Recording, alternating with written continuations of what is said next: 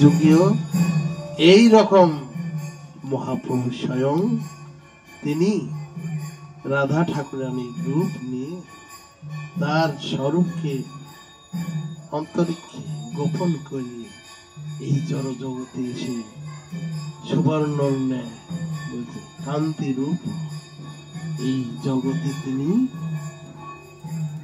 নিজেই শিখিয়ে দিলেন, হাত ধরিয়ে ভক্তকে তৈরি করলেন, ভগবানের নাম কিভাবে বিলাইতে হয় বিলিয়ে দিলেন।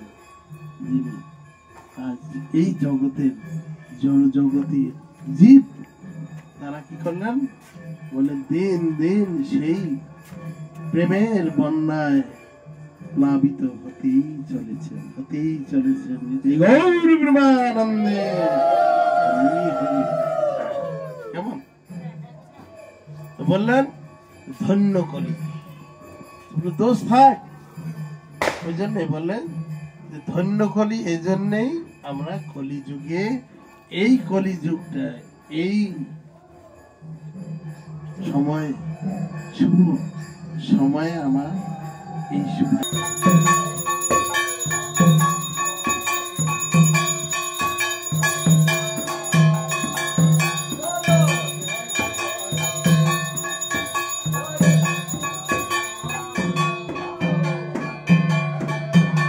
জড়িত হয়, সেই ভয়ে ভীতুটা কার্য করে ফাংশন করে।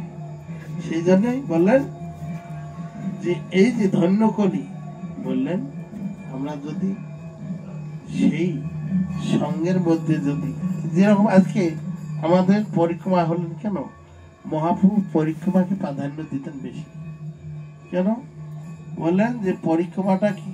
পরিক্রমা করার উদ্দেশ্য বললেন অনেক জীবকে জাগরিত করা, তাদের নগর সংকীর্তনের মাধ্যমে তাদের প্রায় যতদূর থেকে লক্ষ্য নজরে পড়ে তারা ঘরের দরজায় বাইরে মাঠে ঘাটে তা সবসময় আমাদের পরিক্রমার দিকে ফলো করতেছে। কেন? তারা নিজেকে নিজে ভাবছেন যে আশ্চর্য, এরা তো ছিলেন না, হঠাৎ এদিকে এখন কীর্তন দল যাচ্ছে, কি ব্যাপার? এই যে একটা আচম্বিত ভাব নিজের মধ্যে ফিলিং করছে। তখন তারা কি করেন, ওই শুনতে শুনতে বললেন প্রত্যেক জীবের মধ্যে গুরু মহারাজের হরিকথার মধ্যে আছেন যে যত বড় গুন্ডা হোক আর যত বড় বদমাশি হোক না কেন, একটা গুণ ভালো আছে, একটা না একটা গুণ ভালো আছে। আর যার মধ্যে একের অধিক আছে সে তো অতি ভালো, আর যার মধ্যে পরিপূর্ণ গুণ একমাত্র ভগবান ব্রজেন্দ্র নন্দন কৃষ্ণের হয়, আর দ্বিতীয়ত নাস্তিক। তো বলছেন গুণময়ী তিনি, আর তার থেকে যত ডাউনে আছে আর যতটা যে গুণ সংগ্রহ করে রাখতে পারছেন তার সে তত এগিয়ে যাচ্ছেন, গুণে গুণধারী হয়ে যাচ্ছেন। তাই বললে সেজন্যই বললেন যে আমাদের মধ্যে যতই দোষ থাকুক না কেন, আর যতই গুরু মহারাজ বললেন প্রত্যেক জীবের মধ্যে একটা না একটা গুণ আছে, সেই গুণটার চিন্তা করো। যদি তার দোষের যদি পরিপূর্ণতাও থাকে তাহলে সেই খতিয়ে সেই গুণটাকে বের করো। সেই গুণটাকে যখন আবড়াবে, গুণের কথা চিন্তন করবে, তখন তার দোষটা ঢাকা পড়ে যাবে। আর যদি দোষের কথা আবড়াও তাহলে তো দোষের শেষ নেই। এটা গুন্ডা বা বদমাশ, তাদের তো দোষের শেষ নেই। তাহলে একটার পর একটা দোষ এসে তোমাকে সংরক্ষণ করবে, সহযোগিতা করবে। একটা বলবে আর একটা দোষ এসে গেল। তো অতএব বললেন যারা চালাক চতুর তারা কি করেন, তারা ওই গুণটাকে খতিয়ে দেখেন কোথায় আছে তার গুণ।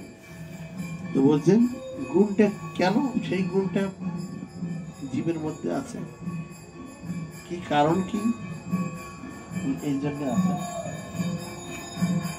গীতাতে বলেছেন যে মমই বংশ জীব লোকে জীব ভূত সনাতন, বলে আমার অংশ জীব, জীবের মধ্যে সে অনেক কর্ম দূষিত হয়ে সে তার আত্মাটা তো কখনো খারাপ হয় না, স্বভাবটা এমন দূষিত হয়ে গেছে সে সেটাকে অভ্যস্ত হয়ে গেছে। কৃষ্ণ অর্জুনকে কি বললেন? অর্জুন বললেন যে প্রভু, আমার তোমার নামের মধ্যে ওই কথাগুলো আমাকে শোনাও না, কেন ওগুলোর মধ্যে আমার রুচি নেই। যেগুলো আমাকে ভালো লাগে না সে কথা শুনে আমার লাভ কি হবে? তখন অর্জুন বলে, তাহলে তাহলে প্রভু কি করি তোমার সেই যেগুলা কথা বলছো তুমি তোমার নামে, তোমার কীর্তনে কি করে রুচি হবে সেই উপায় আমাকে বাতিয়ে দাও। তো কৃষ্ণ বললেন যে দেখো, তুমি অভ্যাস যোগ করো, অভ্যাস যোগ করো, অভ্যাস যোগের মাধ্যমে তোমার ধীরে ধীরে ধীরে ধীরে সেই বস্তুগুলো এসে যাবে। আর অভ্যাস যদি না করো তাহলে কি হবে? তাহলে তোমার ওই খামতিটা থেকে যাবে, আর সারা জীবনে তুমি সেই সেই ভাবকে আর উদয় করতে পারবে না। কেন? বলছে ভাবে বিভাবিত, বলছে যখন সেটার দিকে একজন 10 জনকে পরিচালনা করছেন, 10 জন একজনের অনুগত হয়ে চলছেন, তো যখন সেই একজনের অনুগত হয়ে চলবে, ফলোয়ার হবে, ওকে ছাড়া ওর কথা ছাড়া আর বুঝবেন না।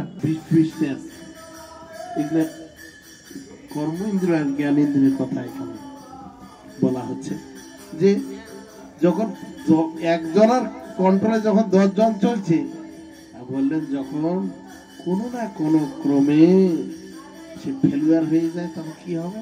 তখন এই 10 জনের কথা যদি চিন্তা করে বাধা আছে বলে ওর মতো নিয়ে যাই, ও যেরকম রাস্তা দিয়ে নিয়ে গেল সে যদি আজকে আমিও যাই বলে, না হবে না। কি করতে হবে তাহলে? তাদেরকে ওর মতো নিয়ে যেতে গেলে কি করতে হবে? আমাকে ওই প্রথমে দড়ি দিয়ে গেঁথে দিতে হবে, একটা দড়ি দিয়ে 4 জনকে বেঁধে দিতে হবে, 5 জনকে দিয়ে আবার হাতে ধরি ধরে নিয়ে যেতে হবে। এইরকম দীর্ঘদিন যেতে যেতে পরে দড়ি খুলে যদি তখন দেওয়া যায় তখন দেখবে কন্ট্রোলার হয়ে গেল, রিমোট কন্ট্রোল এসে গেল, তখন দেখলেন যে কন্ট্রোল। তো সেই রকম বললেন যে যদি মনের কন্ট্রোলে না থাকে, মন একদিকে আর ইন্দ্রিয় আর একদিকে, তখন সে মনুষ্যত্ব বিকাশ, মনুষ্যত্ব আর থাকবে না, তখন পশু পশুর সমান। বললেন ধর্মবিহীনা পশু সমান, পশু শ্রেণী ছুঁয়ে যাবে। বললেন সেই জন্য আমাকে ধর্মটা ঠিক রাখতে গেলে কি করতে হবে?